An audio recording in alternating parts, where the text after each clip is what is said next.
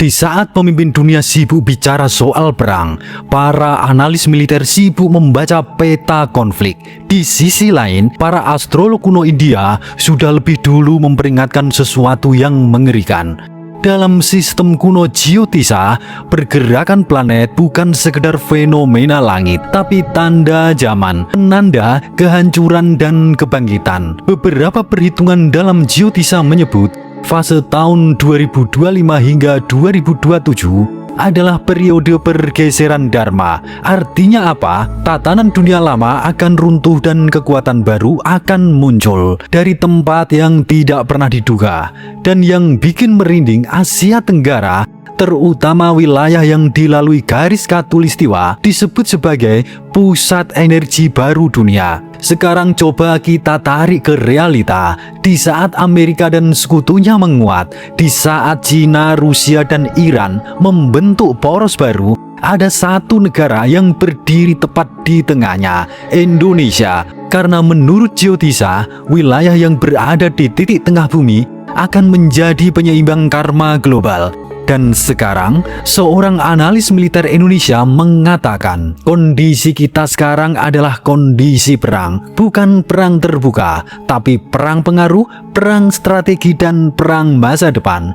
Dan tanpa banyak orang sadari, Indonesia sudah masuk ke dalam pusaran itu. Assalamualaikum warahmatullahi wabarakatuh. Sebelum kita bedah lebih mendalam, silakan tulis doa dan harapan panjenengan semua di kolom komentar. Dan bagi sedulur semua yang muslim, jangan lupa tulis sholawat. Atas berkat rahmat Allah SWT, doa-doa kita semua terkabul. Yang pertama, dunia sekarang sudah berubah total. Kalau kita masih berpikir dunia itu seperti dulu, dua blok besar saling berhadapan, kita salah besar. Hari ini dunia jauh lebih kompleks. Di satu sisi, ada poros besar yang dipimpin Amerika Serikat dan sekutunya termasuk Israel. Di sisi lain, muncul kekuatan baru yang semakin solid, Cina, Rusia, dan Iran. Ini bukan lagi perang dingin klasik. Ini adalah pertarungan pengaruh global. Dan yang bikin situasi makin tegang, Indonesia berada tepat di tengah-tengahnya. Yang kedua, Indonesia dihimpit dua raksasa. Coba lihat peta.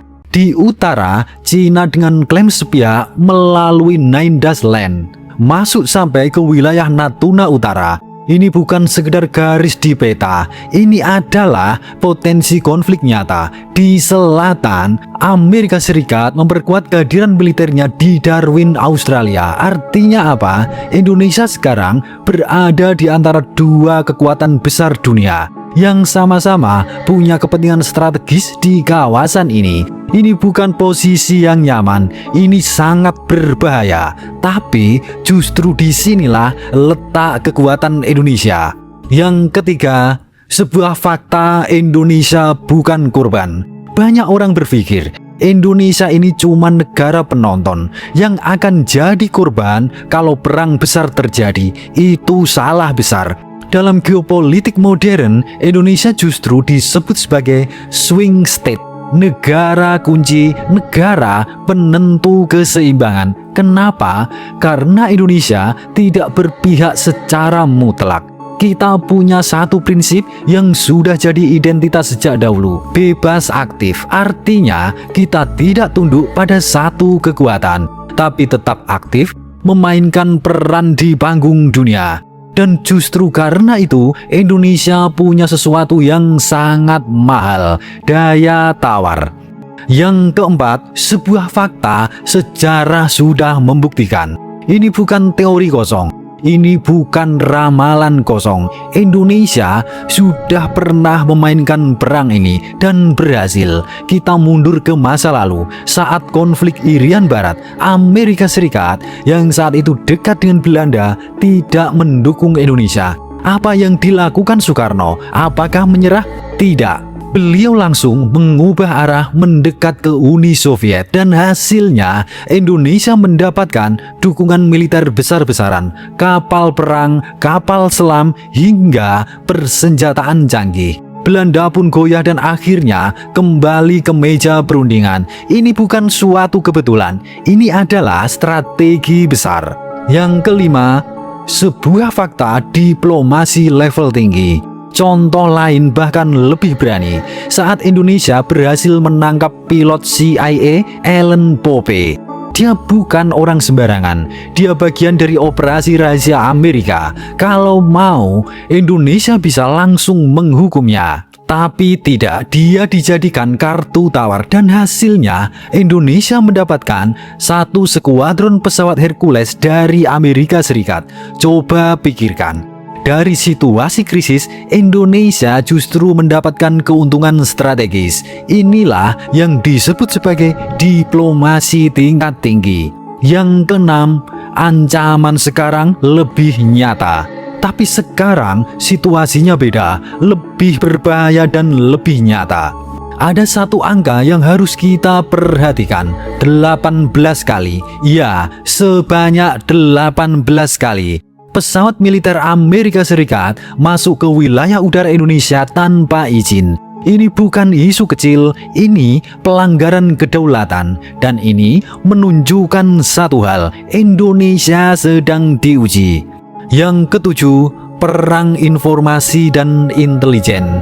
Di era sekarang, perang bukan hanya soal senjata, tapi juga soal informasi. Siapa yang punya data, dia yang unggul. Dan disinilah Indonesia harus bermain cerdas. Tidak bisa hanya mengandalkan satu sumber. Intelijen dari Cina, dari Rusia, menjadi penting sebagai penyeimbang. Bukan berarti berpihak, tapi untuk memastikan Indonesia tidak buta arah. Yang kedelapan, fakta masalah dari luar negeri. Tidak ada satu masalah besar justru datang dari dalam.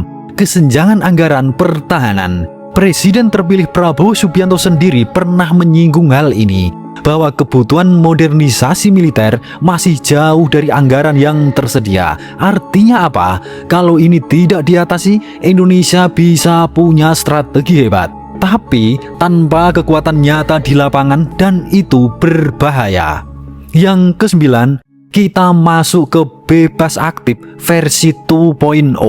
Lalu apa solusinya buat Indonesia? Jawabannya adaptasi. Bebas aktif tapi versi baru, versi 2.0. Strateginya terlihat sederhana, dekat dengan semua pihak tapi tidak terikat pada siapapun. Di satu sisi, Indonesia memperkuat kerjasama dengan Amerika Serikat. Latihan militer, perjanjian strategis, semua tetap berjalan. Tapi di sisi lain, langkah pertama Prabowo setelah terpilih justru ke Beijing, bukan ke Washington. Ini bukan kebetulan, ini adalah sinyal besar.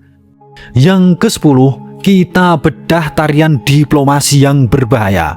Indonesia sekarang sedang melakukan sesuatu yang sangat sulit, menari di atas dua kekuatan besar dunia, masuk ke BRICS, tapi tetap menjaga hubungan dengan Barat, mengadopsi sistem militer dari Timur dan Barat sekaligus. Ini bukan strategi biasa, ini adalah permainan tingkat tinggi. Satu langkah salah bisa fatal. Yang ke-11, tujuan akhir Indonesia. Lalu apa tujuan akhirnya? Sederhana tapi sangat penting. Indonesia tidak mau jadi korban. Ada pepatah lama, gajah bertarung, pelandu mati di tengah-tengah. Indonesia menolak jadi pelandu itu. Indonesia ingin jadi penentu arah pertarungan. Jadi, sekarang kita sampai di titik yang tidak bisa dihindari. Semua tanda sudah ada, dari peta geopolitik, dari manuver militer, sampai dari perhitungan langit. Dalam geotisa, dunia sedang berubah, bukan perlahan, tapi drastis. Dan Indonesia tidak lagi berada di pinggir cerita, kita ada di tengahnya. Pertanyaannya sekarang bukan lagi apakah konflik besar akan terjadi, tapi siapa yang akan bertahan dan siapa yang akan runtuh. Suradira Jaya ningrat lebur dening pangastuti.